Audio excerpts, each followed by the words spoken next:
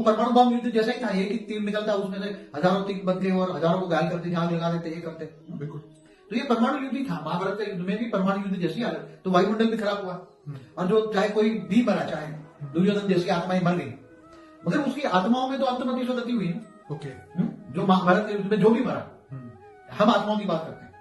चाहे कोई अच्छे भी मर गए होंगे, कर्म संचित कर्म के हिसाब से अच्छे भी मर गए होंगे, पीस गए होंगे। गुरु कृपाचार्य और गुरु कृपाचार्य, द्रोणाचार्य जी, जो भी अश्वत्थामा, जो भी है उसके जी, जो भीष्म पितामह, वो सब मरे ना, बिल्कुल। वो तो सब अच्छे थे ना। मगर वो तो चलो उसने कहते कि दुर्योधन का नमक खाया था इसलिए हम एक कर्म बंधन में आ गए थे। ठीक है, हम उनकी आत्माओं की गति अभी समझना चाहते हैं कि अभी क्या, व्हाट नेक्स्ट। देखो महाभारत के युद्ध में जो स्थूल युद्ध, मेरा ये पर्सनली मानना है कि ये स्थूल युद्ध का कोई भी मतलब नहीं है। एक्चुअली युद्ध ज्ञान और अज्ञान का होना चाहिए। क्या होना चाहिए? अपने आप का, अपने अंदर आत्मा का परिवर्तन होना चाहिए। युद्धों से परिवर्तन नहीं होता दुनिया में। ये बहुत बड़ी बात कही आपने। स्थूल युद्ध से परिवर्तन नहीं होता, अपने अंदर परिवर्तन। स्थूल युद्धों से महाभारत में युद्ध में मर गए तो वो आत्माओं की दुर्गति हो गई ना, अंतमति स्वगति। आत्मा जब मरती है तो युद्ध में मरी तो कितनी तड़पती हुई मरी होगी? 100%। अब आत्मा तड़पती हुई मर जाती तो उसकी सदगति होगी या दुर्गति होगी?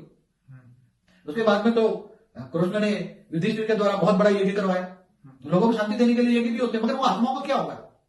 जो महाभारत के युद्ध में या कोई भी युद्ध, एक एग्जाम्पल सबके युद्ध की बात करता हूँ, जब युद्ध के अंदर मरते हैं या जमते मरते हैं, कोई भी आत्माओं की अंतर्मति गति स्थिति होती है, तो वो आत्माओं की तो सदगति नहीं हुई ना, आत्माओं में सुधार तो नहीं हुआ ना। सदगति माना सुधार। आपका कहने का मतलब ये है कि जो आत्मा जिस अवस्था में मृत्यु हुई, अज्ञान अवस्था में, वही अज्ञान अवस्था में फिर से उसका फिर से जन्म होगा, उसको एक नया चांस मिलेगा नया कैरेक्टर बनने के लिए और अपने आप को बदलने के लिए। अगर वो व्यक्ति ने अपने आप को, उस आत्मा ने फिर से अपने आप को नहीं बदला और वही अपने दुर्गुण का ही प्रचार प्रसार करता रहा, तो फिर वो जीवन मृत्यु, फिर वो जीवन मृत्यु, और इस चक्कर से वो बाहर नहीं निकलेगा और समाज का जो है पतन होगा, समाज सुधरेगा नहीं। देखो, विनाश करना है तो अज्ञान रूपी अंधेरा का विनाश करना चाहिए, बहुत ज्ञान देना चाहिए, सबको दिव्य ज्ञान देना चाहिए, परम सत्य ज्ञान देना चाहिए। राइट। जैसे उसी टाइम गीता ज्ञान अर्जुन को दिया ना, ऐसी तरह कौरवों को भी गीता ज्ञान देना चाहिए। पहले सुधरे, थोड़े वायुमंडल तो बदल जाता ना। ये तो बहुत सुपर बात है आपने। सबको गीता ज्ञान देना चाहिए। तू जैसे हम गीता में थ्योरी ऑफ कर्म भी बताया, आत्मसंबंध परमात्मा को याद करने की भी बात बताई। 100%। हाँ, तो उसमें भगवान कृष्ण ने अर्जुन को एक को ज्ञान दिया ना, सारे संसार में ज्ञान देते ना भगवान।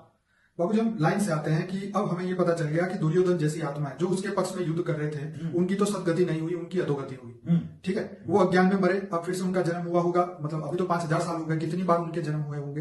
तो उन्होंने अपने आप को नहीं, उन्होंने सुधारने की कोशिश की या अपनी गलतियों को नहीं एक्सेप्ट किया होगा, अपने आप को स्व परिवर्तन नहीं किया होगा, तो फिर वो फिर से यही चक्र में रहे। मतलब यह है कि अगर ऐसे असुरों का नाश कर भी दे, जैसे आज धरती पे जो जिस हिसाब से आतंकवाद बढ़ रहा है, जो मनुष्य एक दूसरे को काट रहा है, अगर ऐसे आतंकवादियों को मार भी दिया जाएगा तो वो फिर से जन्म ले लेंगे, फिर से पैदा हो जाएंगे।